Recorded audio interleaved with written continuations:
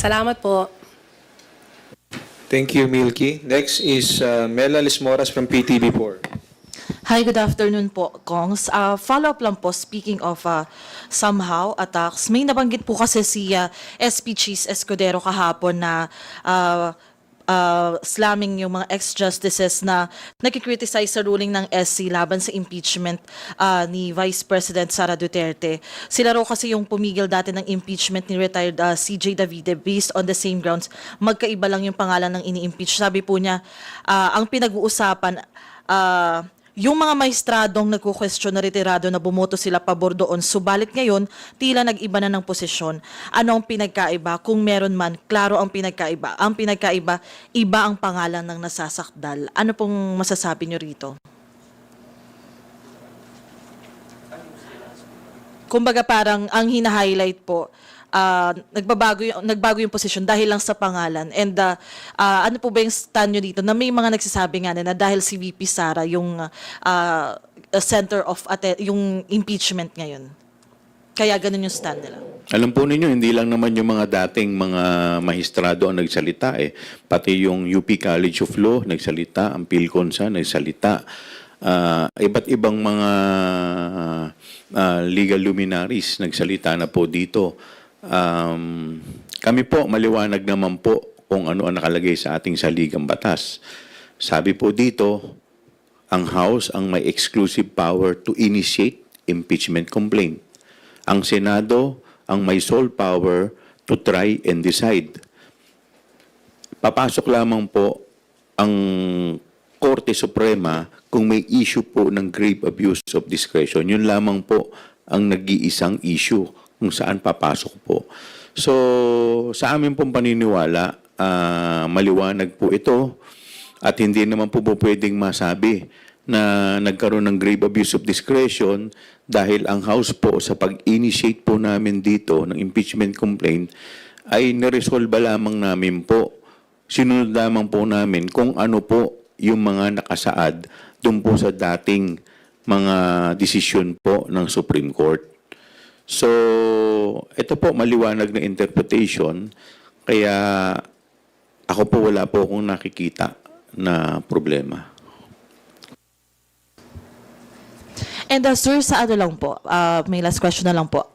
Sa panig po, since yun nga medyo kumbaga tagilid nga po itong impeachment sa ngayon, sa panig po ng House Committee on Good Government and Public Accountability, may mga magiging hakbang po ba yung inyong komite para kahit papaano, hindi man sa paraang impeachment, ay mailatag nyo pa rin yung mga ebidensya, yung mga iba nyo pang nakalap dito nga sa issue kay Vice President Duterte?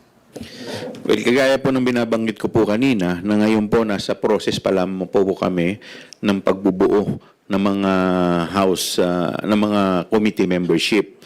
So, hindi pa po namin napag-uusapan kung ano po yung mga susunod na hakbang na gagawin po namin.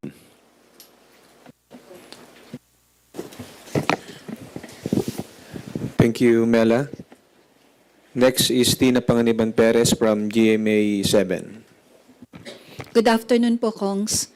Ang sabi po ng ilang senators, yung articles of impeachment ay pamumulitika lamang, na ito ay anti-Vice President Sara Duterte.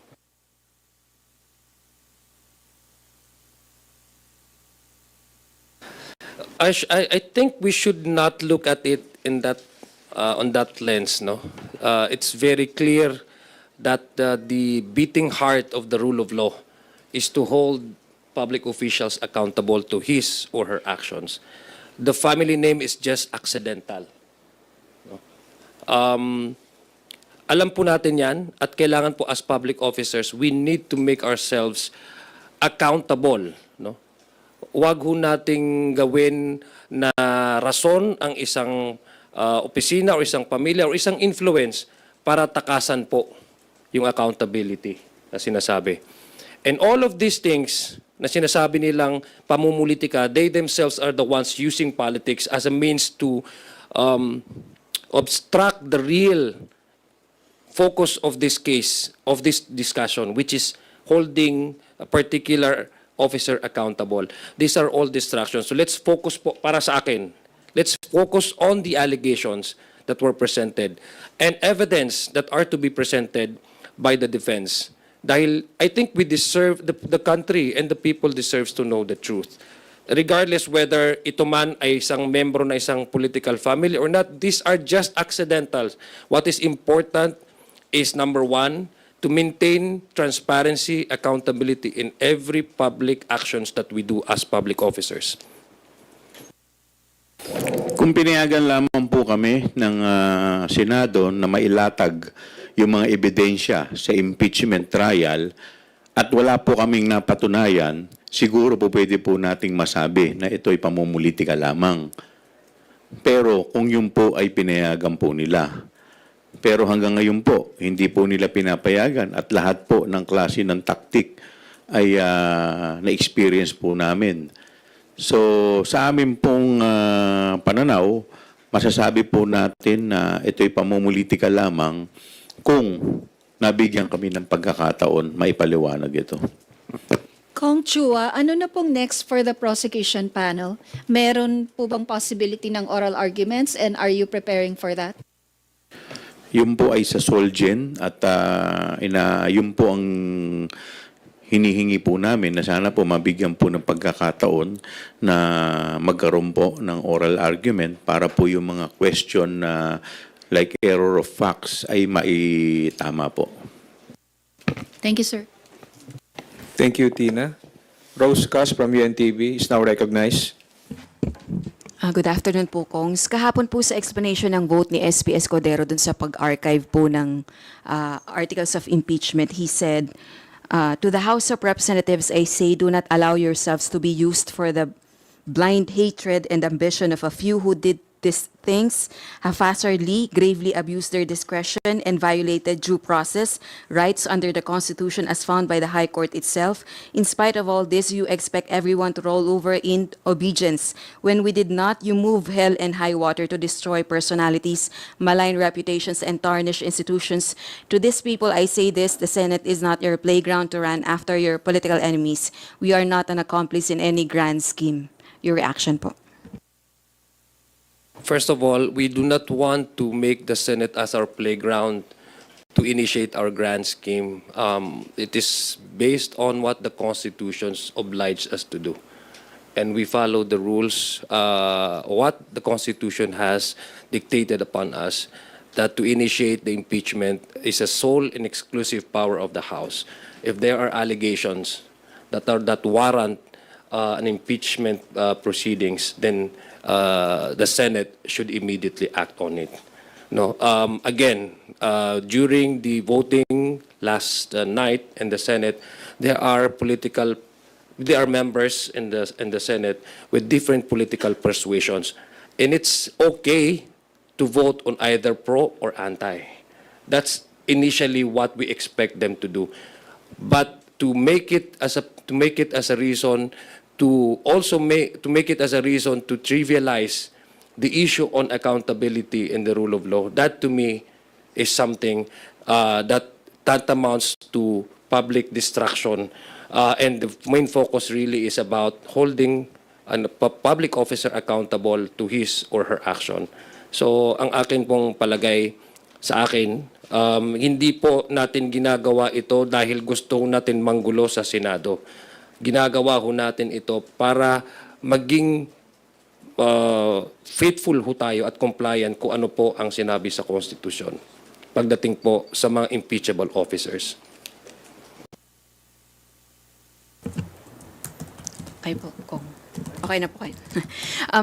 The Supreme Court, in its initial impeachment ruling, declared unconstitutional the articles of impeachment. And yesterday, the Senate decided to archive the articles of impeachment against the Vice President. So two big institutions decided against the House of Representatives. What is your next strategy? Kailangan bang may recalibration sa pag-exact ng accountability against the Vice President amidst the corruption allegations against her?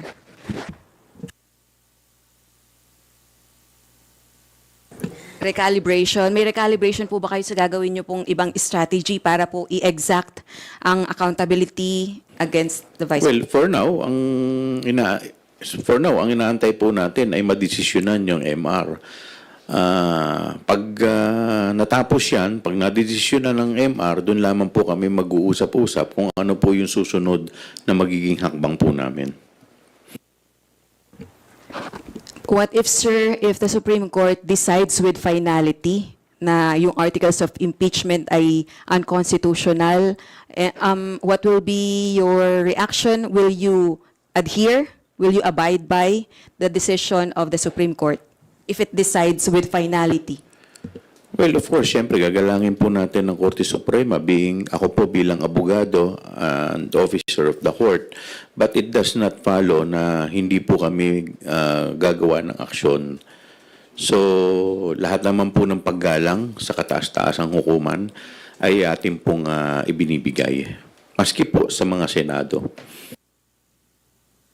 Yun nga, dadagdag ko lang po, no, alam ko naman magaling na abogado po, pero ako rin nagbabasa-basa na rin din ho ako eh. Even the Supreme Court, nung decision po, no, na penned by Justice Laurel, yung sinabi, ang Angara versus Electoral Commission, sinabi po dun sa decision na yun that each branch of the government is supreme within its own right to initiate impeachment proceedings, including adopting its own rules. Then, that also a way reinforced by that decision, no? Yung Angara versus Electoral Commission for reconsideration. It's not an act of disobedience. It is by also it's also a legal remedy that is provided under the Constitution by way of due process. So we are exhausting all legal remedies in order for us to exert, no, what we have trying to present before the court. And number two, it's also a sign of fidelity to the Constitution, because the Constitution says that the sole power and exclusive power to initiate impeachment is in the House of Representatives. Unfortunately, nasabi naman ho ito ng spokesperson ng impeachment at na-explain naman din ho ito ng mga ilang abogado. Yung naging ruling po ng Supreme Court, that's why we filed for a MR, is number one, there's also an addition to the requirement. No? This is also something that is not nadagdagan dun sa previous po nung Davide case na sinabi ng Constitution. So there are also additional requirement which to us should be within the sphere within the sphere of the House as its exclusive powers according to the Constitution. I think that's why the MR was filed by the legal team of the House. Thank you, Rose. Marian Enriquez from TV5. Good afternoon po. Chair, may statement, Kongs, may statement po si Speaker Martin Romualdez earlier. Sabi po niya, quote, the filing of the complaint was not rushed. What was rushed, remarkably, was its burial. Ano po muna ang komento niyo dito, and lalo na may pending MR? What was rushed daw, remarkably, was its burial, yung pagbabaon ng reklamo. Sabi ni Speaker, kasi di ba sinasabi po, minadali daw dito yung ni-railroad daw ang impeachment complaint dito, pero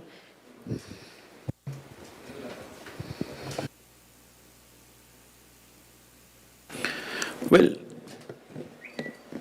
siguro we will just take the statement of the speaker as it is, di ba? So, kung yun naman po talaga yung obserbasyon ng nakararami. In fact, yung salitang forthwith nga, masyado na maraming interpretasyon na inabot eh. Kaya yan, naging t-shirt na lang ni Ryan. Kaya,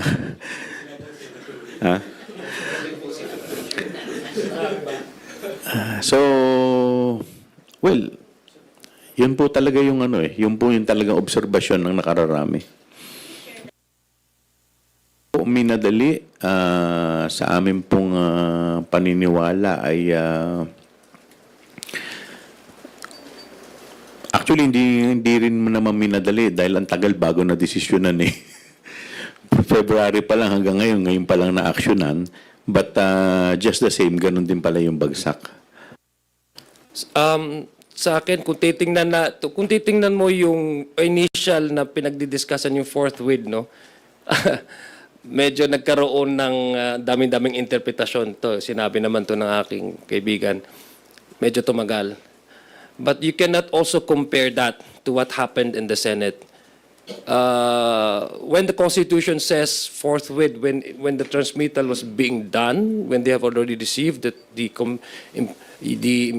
complaints, the verified impeachment complaints, the Senate should immediately forthwith convene as an impeachment court. But it came out as a surprise to many, even to legal luminaries, that that word was subject to different interpretations, leading to the delay of the convening of the impeachment court. But it's also in a very opposite contrast if you compare that to what happened yesterday, when they swiftly acted to archive the impeachment, despite the fact that there is no definitive judicial conclusion, because there is still a pending MR. So naturally, the Speaker, as a lawyer and as a citizen, you would have also to notice this, no, and to balance it out, yung action ng Senate and the action that they have made previously and the action that they have made in last night's decision. At gusto ko lang po ding i-highlight ito, no, yung sinasabi po nilang pag-disobedience, pag-disrespect sa Supreme Court na ginawa po ng House of Representatives.